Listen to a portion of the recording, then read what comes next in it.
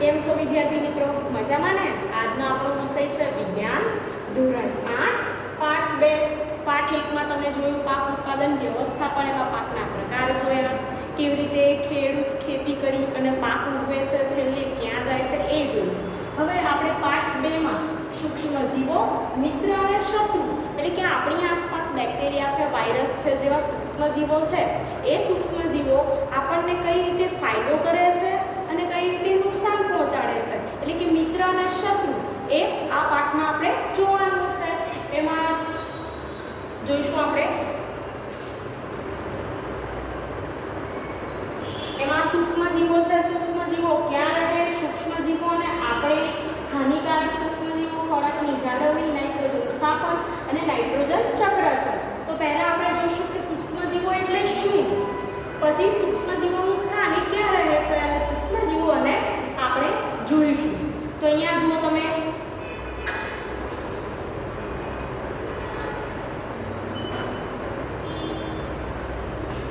સૂક્ષ્મ જીવો.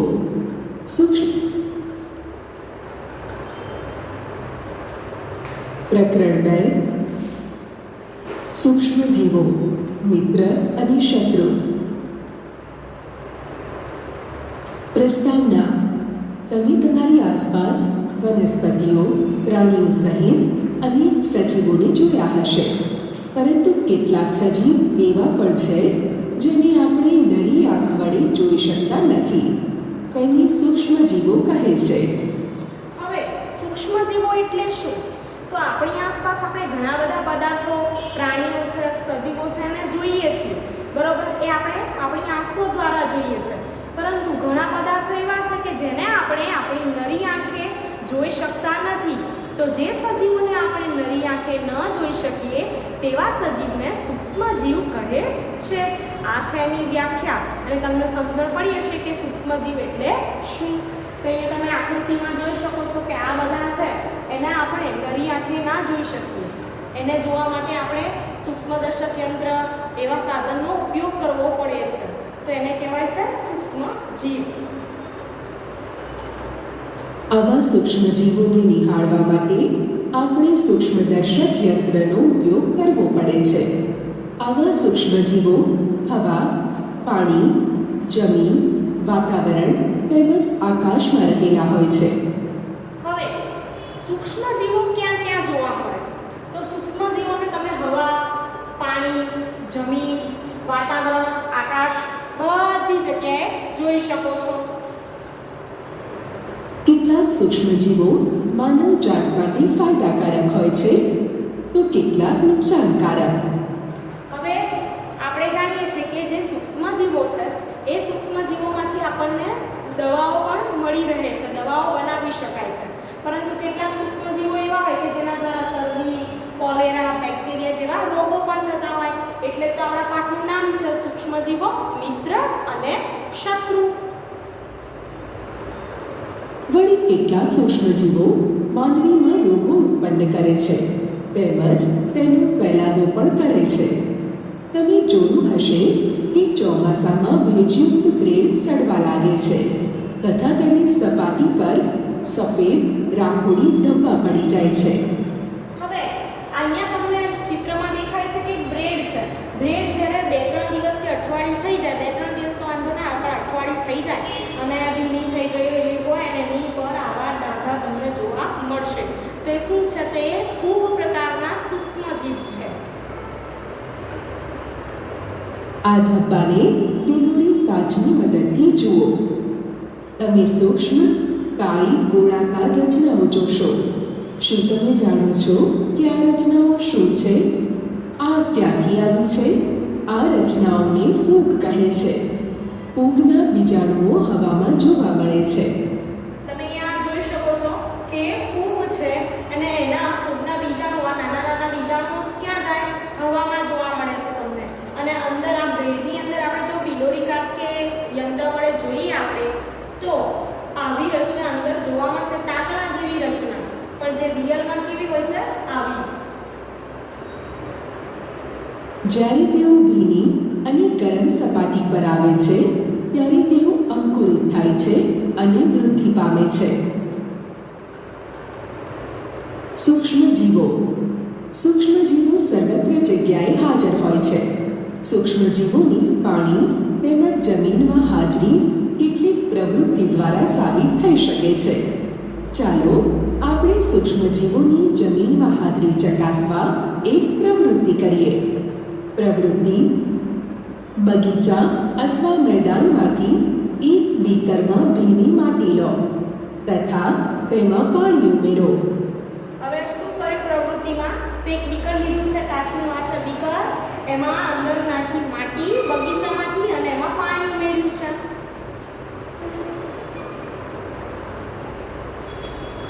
માટીના કણો બેસી જાય ત્યારબાદ બીકરમાંથી પાણીનું એક ટીપું સ્લાઇડ પર લો આ છે કાચની સ્લાઇડ.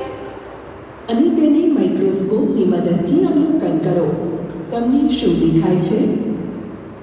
તમે જોશો કે અસંખ્ય નાના જીવો હલનચલન કરતા દેખાય છે. તો તમે આવી રીતે જ્યારે સૂક્ષ્મદર્શક યંત્રનો ઉપયોગ કરી અને આપણે પાણીનું આ રીતે ટીપું લઈશું તો એની અંદર નાના નાના આવા જીવો દેખાશે. તો આ શું છે? સૂક્ષ્મજીવ, જેને તમે કે હું પાણીમાં ડાયરેક્ટ જોઈ શકતા નથી, પરંતુ કયા યંત્રનો ઉપયોગ થાય છે? આ છે સૂક્ષ્મદર્શક યંત્ર. માટીના નમૂનામાં કેટલાક દંડાળુ આકાર, કેટલાક ગોળાકાર તો કેટલાક સર્પાકાર જેવી વિવિધ રચના ધરાવતા સૂક્ષ્મજીવો જોવા મળે છે. હવે સૂક્ષ્મજીવોનો આકાર કેવો છે? અહીંયા તો દંડાનો આકાર છે એટલે કે આવો, પછી ગોળાકાર તો ગોળ, અને સર્પાકાર એટલે કે સાપ જેવા. આ અવલોકન દર્શાવે છે કે માટી સૂક્ષ્મજીવો ધરાવે છે. ચાલો આપણે સૂક્ષ્મજીવોની પાણીમાં હાજરી ચકાસવા એક પ્રવૃત્તિ કરીએ. પ્રવૃત્તિ: તળાવમાંથી લીધેલા પાણીના કેટલાક ટીપાં લો. તેને કાચની સ્લાઇડ પર ફેલાવીને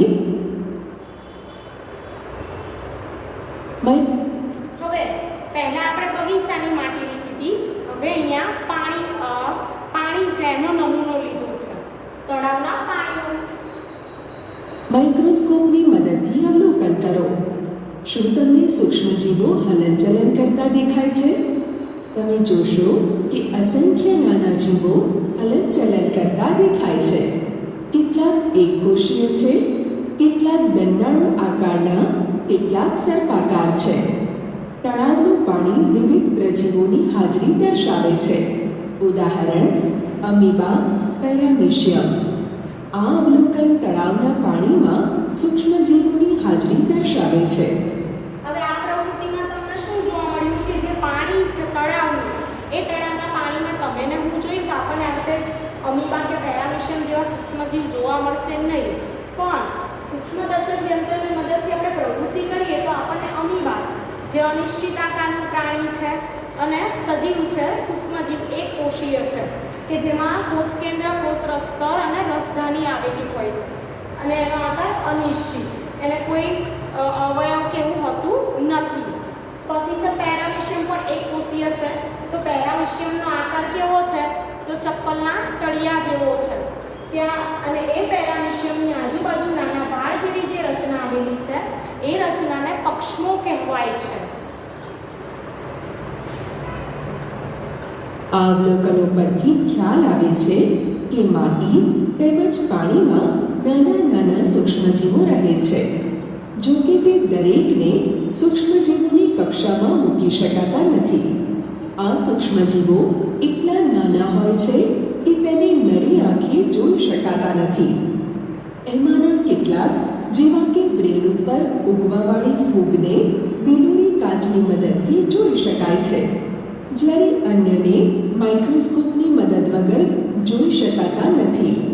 આ જ કારણ છે કે તેને આપણે સૂક્ષ્મજીવો કહીએ છીએ. સૂક્ષ્મજીવોને 4 મુખ્ય વર્ગોમાં વિભાજિત કરવામાં આવે છે, જેમ કે બેક્ટેરિયા, ફૂગ, પ્રજીવ અને કેટલીક લીલ. હવે અહીંયા જુઓ કે સૂક્ષ્મજીવને કેટલા વર્ગોમાં વિભાજિત કરવામાં આવ્યા છે? 4 વર્ગ. સૂક્ષ્મજીવના 4 પ્રકાર છે. કયા કયા? તો પહેલું છે બેક્ટેરિયા, બીજું છે ફૂગ, ત્રીજું છે પ્રજીવ, ચોથું છે લીલ.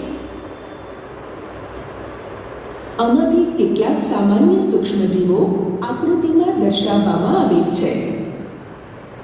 બેક્ટેરિયા પર્યાવરણમાં બધી જગ્યાએ જોવા મળે છે. સામાન્ય રીતે બેક્ટેરિયા 0.2 માઇક્રોનથી 10 માઇક્રોન સુધીની લંબાઈના હોય છે. હવે બેક્ટેરિયા તો એવી કોઈ જગ્યા નથી કે જ્યાં બેક્ટેરિયા ના હોય. બધી જગ્યાએ બેક્ટેરિયા જોવા મળે છે. ઠંડો પ્રદેશ હોય, બરફવાળો કે રણ પ્રદેશ હોય, પાણી હોય કે જમીન હોય, બધી જગ્યાએ બેક્ટેરિયા જોવા મળે. એના માટે એક વૈજ્ઞાનિક કારણ પણ આવે છે કે બેક્ટેરિયા સર્વવ્યાપી છે. તો એ વૈજ્ઞાનિક કારણમાં તમે શું લખશો? તો લખાય કે દુનિયામાં એવી કોઈ જગ્યા નથી કે જ્યાં બેક્ટેરિયા ન હોય. રણ પ્રદેશથી લઈ હિમાચલ પ્રદેશ એટલે કે બરફવાળો પ્રદેશ હોય ત્યાં બધી જગ્યાએ બેક્ટેરિયા રહેલા છે. એટલા માટે બેક્ટેરિયા સર્વવ્યાપી છે. એનો વ્યાસ કેટલો છે? 0.2 માઇક્રોનથી 10 માઇક્રોન. જો કે 100 માઇક્રોનના બેક્ટેરિયા પણ જોવા મળ્યા છે. બેક્ટેરિયા કુંતલાકાર, ગોળાકાર, દંડાળુ આકાર કે સર્પાકાર હોય છે. આ શું છે? બેક્ટેરિયાના આકાર છે કે કેવા કેવા આકારે હોય તો કુંતલ આકારે, ગોળાકાર, દંડાળુ આકાર અને સર્પાકાર પ્રકારના પણ હોય છે. ઈ કોલાઈ જે મનુષ્યના આંતરડામાં વસવાટ કરે છે તે બેક્ટેરિયાનું એક ઉદાહરણ છે. હવે તમને પૂછાય કે મનુષ્યના આંતરડામાં કયા પ્રકારના બેક્ટેરિયા વસવાટ કરે છે? તો ઈ કોલાઈ. નામ યાદ રાખજો, ઈ કોલાઈ, કે જ્યાં મનુષ્ય ક્યાં જોવા મળે? તો મનુષ્યના આંતરડામાં, શરીરની અંદર જોવા મળે છે. લીલ ચોમાસામાં ખડકો ઉપર, ખેતરમાં કે ખાબોચિયામાં લીલ જોઈ હશે. લીલ ગરમ પાણીના ઝરામાં, ગંદા પાણીમાં કે ઝાડની ડાળી પર પણ જોવા મળે છે. હવે લીલની વાત કરીએ તો તમે તમારી આજુબાજુમાં ક્યાંય તળાવ હોય, ખાબોચું ભરાઈ ગયું, અત્યારે ચોમાસું ચાલે છે તો ત્યાં આગળ તમને આવી રીતે તળાવની અંદર આવી લીલ બાજેલી જોવા મળશે. અને થોડા દિવસ માટે આખું તળાવ ઉપર લીલી ચાદર જેવી રચના થઈ જશે. કેમ એવું થાય છે? તો એ લીલ છે અને લીલ એ શું થાય છે? વધે છે એટલે. લીલ લીલા, લાલ કે ભૂરા રંગની હોય છે. તે એકકોષી કે સરળ બહુકોષી હોય છે. એકકોષી લીલ મોટા ભાગે ગોળ, સળિયા જેવી કે ત્રાક જેવો આકાર ધરાવે છે. હવે લીલ પાછી બે પ્રકારની, એકકોષી અને બહુકોષી. તો એકકોષી એટલે કેવી? કે એમાં ફક્ત એક કોષ હોય. આપણે 7મા ધોરણમાં ભણ્યા છે કે મનુષ્યનું શરીર એ કોષોથી બનેલું છે. એમ સૂક્ષ્મજીવોમાં પણ શું હોય છે? કોષ હોય છે. પરંતુ કેટલાક સૂક્ષ્મજીવ એવા હોય કે એકકોષી હોય, કેટલાક સૂક્ષ્મજીવ કેવા હોય? બહુકોષી હોય. તો એનો આકાર કેવો છે? એકકોષી લીલ છે, એનો ગોળ છે, સળિયા જેવી છે અને ત્રાક જેવી છે. જ્યારે બહુકોષી લીલની રચના જટિલ હોય છે. લીલમાં ક્લોરોફિલ નામનું રંજક દ્રવ્ય હોય છે. આથી તે પોતાનો ખોરાક જાતે બનાવે છે, માટે તે સ્વયંપોષી છે. લીલના ઉદાહરણો ક્લેમિડોમોનાસ, સ્પાયરોગાયરા. પ્રજીવ, બંધિયાર પાણી. હવે લીલના ઉદાહરણ હતા ક્લેમિડોમોનાસ અને સ્પાયરોગાયરા. હવે પ્રજીવ વિશે ભણવાનું છે. પહેલા બેક્ટેરિયા જોયું, પછી લીલ જોયું, હવે આવશે પ્રજીવ. એમાં પ્રજીવોનું અવલોકન કરી શકાય છે. અમીબા અને પેરામીશિયમ પ્રજીવના ઉદાહરણો છે. જેમ સ્પાયરોગાયરા, ક્લેમિડોમોનાસ એ લીલ છે, તેમ અમીબા અને પેરામીશિયમ એ શેના ઉદાહરણ છે? પ્રજીવના ઉદાહરણ. અમીબા અનિયમિત આકાર ધરાવે છે. તે ખોટા પગો દ્વારા પોતાનો આકાર બદલી હલનચલન કરે છે. તેના કોષમાં એક કોષ કેન્દ્ર, અન્નધાની અને આકુંચક રસધાની જોવા મળે છે. હવે આ શું છે? અમીબાની રચના છે. એમાં અન્નધાની, કોષ કેન્દ્ર અને આકુંચક રસધાની, અને હલનચલન પોતાના આકાર દ્વારા કરે છે. જ્યારે પેરામીશિયમ ચંપલના તળિયા જેવો નિશ્ચિત આકાર ધરાવે છે. તે હલનચલન માટે અસંખ્ય પક્ષમો ધરાવે છે. તેના કોષમાં 2 કોષ કેન્દ્રો અને આકુંચક રસધાનીઓ જોવા મળે છે. હવે આ જે વાળ જેવી રચના દેખાય છે, સૂક્ષ્મ વાળ, એને કહેવાય છે પક્ષ અશ્મો એના દ્વારા એ હલનચલન કરે. ત્યારબાદ કેટલી રાજધાની હોય છે? પેરામિસ્ટિયમમાં બે રાજધાની હોય છે અને 2 કોષ કેન્દ્ર હોય છે. મેલેરિયા માટે જવાબદાર પ્રજીવ પ્લાઝ્મોડિયમ રક્તકણોમાં પરોપજીવન ગુજારે છે. હવે તમે મેલેરિયા વિશે સાંભળ્યું હશે, બરોબર? કે રોગ થાય છે, આપણને તાવ આવે, અચાનક વધુ તાવ આવી જાય, પાછળ તાવ ઉતરી જાય, ફરી તાવ આવે, તો એ મેલેરિયા છે. તો મેલેરિયા થવા માટે કયું પ્રજીવ જવાબદાર છે? પ્લાઝ્મોડિયમ એનું નામ છે. ફૂગ વાસી પાઉં કે રોટલી, અથાણા તેમજ ચોમાસામાં ભીના કપડાં અને બૂટ ચંપલ જેવી ચામડાની વસ્તુઓ પર પણ જોવા મળે છે. હવે ફૂગ ક્યાં જોવા મળે? તો ફૂગ એ વાસી પાઉં, વાસી રોટલી, અથાણા, બૂટ ચપ્પલ, ભીના કપડાં અને ભેજવાળી જે જગ્યા હોય ત્યાં ફૂગ જોવા મળે છે. ફૂગમાં પણ વિવિધતા જોવા મળે છે. ફૂગ એક કોષી કે બહુકોષી હોય છે. ફૂગના મુખ્યત્વે 2 પ્રકાર હોય છે, યીસ્ટ અને મોલ્ડ. હવે અહીંયા વાત છે ફૂગના પ્રકારની. તો ફૂગના કેટલા પ્રકાર છે? 2 પ્રકાર, યીસ્ટ અને મોલ્ડ. બિલાડીનો ટોપ પણ એક પ્રકારની ફૂગ છે. તે ચોમાસામાં ઉકરડા અને ખેતરોમાં ઉગી નીકળે છે. તમે તમારી આસપાસ જોશો ખેતરમાં અને ઉકરડામાં તો તમને આવી ફૂગ જોવા મળશે. આ કેવો પ્રકાર છે? તમે આવી રીતે બિલાડીના ટોપ જોયા હશે, અને ના જોયા હોય તો આજે ઘરની બહાર નીકળો જ્યારે તમે બધા અને ઉકરડો હોય કે ખેતર હોય તો ત્યાં આવું શોધજો તો તમને ચોક્કસથી જોવા મળશે. તે શું છે? બિલાડીનો ટોપ છે ને એ પણ એક પ્રકારની ફૂગ જ છે. ફૂગના ઉદાહરણો: બ્રીડ મોલ્ડ, પેનિસિલિયમ, એસ્પરજીલસ. ફૂગના 3 ઉદાહરણ અહીંયા આપેલા છે: બ્રેડ મોલ્ડ, પેનિસિલિયમ, એસ્પરજીલસ. વાયરસ પણ સૂક્ષ્મદર્શી હોય છે, પરંતુ તે અન્ય સૂક્ષ્મજીવો કરતાં ભિન્ન હોય છે. હવે 4 પ્રકાર તો જોયા. કયા કયા જોયા? પહેલું લીલ, બીજું જોયું પ્રજીવ, ત્રીજું ફૂગ અને બેક્ટેરિયા જોયા, ચોથું. બરોબર. હવે 5મું છે એક સૂક્ષ્મજીવનો જ પ્રકાર છે, વાયરસ. પણ તે પેલા 4 કરતાં કેવું હોય છે? થોડું અલગ હોય છે. અહીંયા જુઓ, તે માત્ર યજમાન કોષમાં જ વિભાજન પામે છે, અર્થાત બેક્ટેરિયા, વનસ્પતિ અથવા પ્રાણીઓમાં જ વિભાજન પામે છે. સામાન્ય રીતે વાયરસની રચનામાં પ્રોટીનનું આવરણ આવેલું હોય છે, જેને કેપ્સિડ કહે છે. તેની અંદર RNA કે DNA હાજર હોય છે. વાયરસના મધ્ય ભાગને કોર કહે છે. હવે વાયરસનો જે મધ્ય ભાગ હોય એને કહેવાય કોર. આજુબાજુ જે પ્રોટીનનું આવરણ હોય એને કહેવાય કેપ્સિડ, અને એની અંદર RNA અને DNA જેવું હોય છે. કેટલાક સામાન્ય રોગો જેવા કે શરદી, ઇન્ફ્લુએન્ઝા અને ઉધરસ વગેરે વાયરસ દ્વારા થાય છે. હવે તમને ઘણીવાર શરદી ઉધરસ થતા હોય કે વિદ્યાર્થીઓને કેવું કે સ્કૂલમાં શાળામાં જ્યારે આવતા હતા ત્યારે કેવું થાય, એક વિદ્યાર્થીને જો શરદી ઉધરસ થઈ હોય તો આજુબાજુ બીજા વિદ્યાર્થીઓને પણ ધીમે ધીમે થાય. કેમ? કારણ કે વાયરસ દ્વારા ફેલાય છે. તો શરદી અને ઉધરસ અને ઇન્ફ્લુએન્ઝા એ વાયરસથી થતા રોગ છે. કેટલાક વિશેષ રોગ જેવા કે પોલિયો તેમજ અછબડા જેવા રોગો પણ વાયરસ દ્વારા થાય છે. હવે તમે પોલિયો જોયો હશે. આપણી સરકાર, ભારત સરકાર, ગુજરાત સરકાર એ પોલિયોના રસીકરણના કાર્યક્રમમાં ખૂબ ધ્યાન આપે છે. દર રવિવારે કે મહિનામાં અમુક રવિવારે પોલિયોના ટીપા આરોગ્ય કેન્દ્ર હોય એમાં પીવડાવવાના હોય છે નાના બાળકો, કે આંગણવાડી હોય એવી જગ્યાએ પણ રાખવામાં આવતા હોય છે. અને જો ના થાય તો ઘરે ઘરે પણ અમુક નર્સ હોય છે જતા હોય છે પોલિયોના ટીપા પીવડાવવા માટે, રસી આપવા માટે.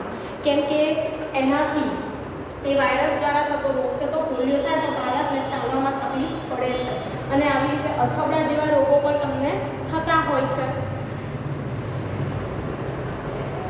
ઝાડા અને મેલેરિયા જેવા રોગો પ્રજીવથી થાય છે, જ્યારે ટાઇફોઇડ અને ટ્યુબરક્યુલોસિસ બેક્ટેરિયા દ્વારા થાય છે.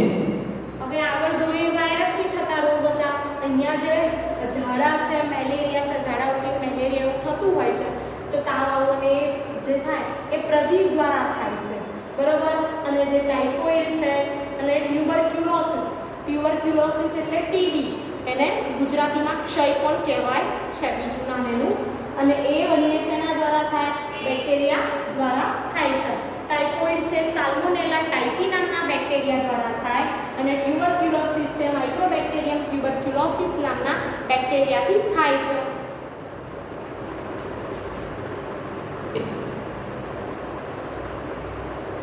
સૂક્ષ્મજીવો ક્યાં રહે છે?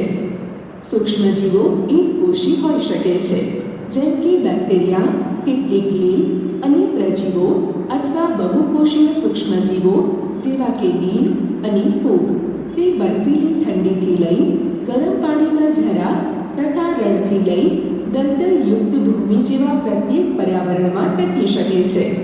હવે સૂક્ષ્મજીવો ક્યાં ક્યાં રહી શકે? તો બરફવાળી જગ્યા, ગરમ પાણીના ઝરા, રેતાળ પ્રદેશ, એ ઉપરાંત દલદલયુક્ત માટી જે હોય છે એમાં પણ એ રહી શકે છે.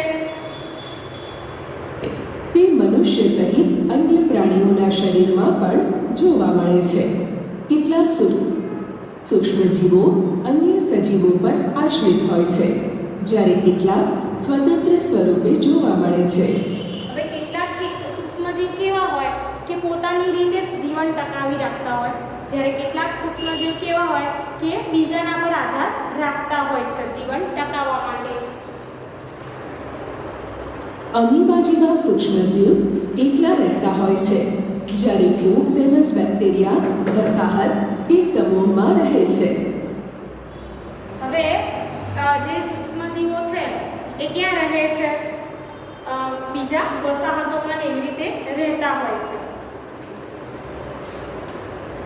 સૂક્ષ્મજીવો અને આપણે.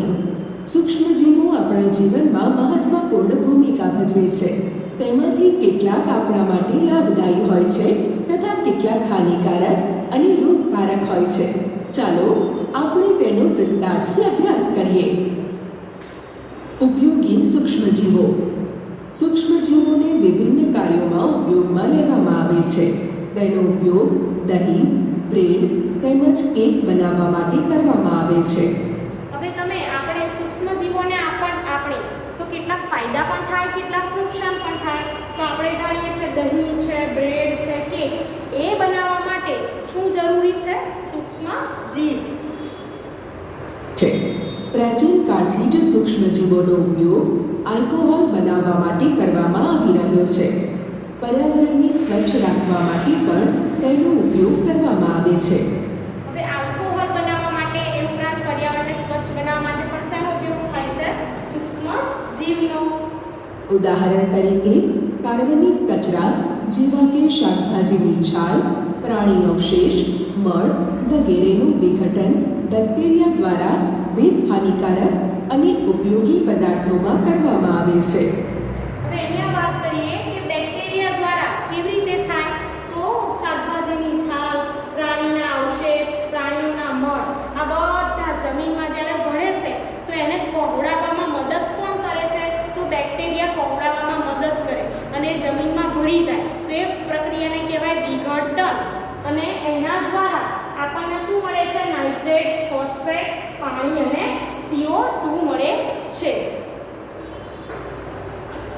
યાદ કરો કે બેક્ટેરિયાનો ઉપયોગ ઔષધ બનાવવા માટે, એન્ટીબાયોટિક તરીકે તથા કૃષિ ક્ષેત્રે નાઇટ્રોજન સ્થાપન દ્વારા જમીનની ફળદ્રુપતા વધારવા માટે કરવામાં આવે છે. હવે આ જે બેક્ટેરિયા છે તેનો ઉપયોગ ક્યાં ક્યાં થાય? તો આપણે જાણીએ કે રાઇઝોબિયમ નામના જે બેક્ટેરિયા છે એ કઠોળ વર્ગની વનસ્પતિના મૂળમાં રહેલા હોય છે, જે વાતાવરણમાંનો નાઇટ્રોજન લઈ ક્યાં પહોંચાડે છે? મૂળમાં પહોંચાડે છે, જમીનમાં પહોંચાડે, અને વનસ્પતિ તેનો ઉપયોગ કરે એટલે જમીનની ફળદ્રુપતા વધારવા. ત્યારબાદ કેટલાક બેક્ટેરિયા એવા છે કે જેનો ઉપયોગ દવા બનાવવા માટે પણ થાય છે, એન્ટીબાયોટિક તરીકે. દહીં અને બ્રેડ બનાવવા. હવે આટલી માહિતી આ વિડીયોમાં આપણે રાખીશું. આગળની માહિતી આપણે બીજા વિડીયોમાં જોઈશું. Thank you.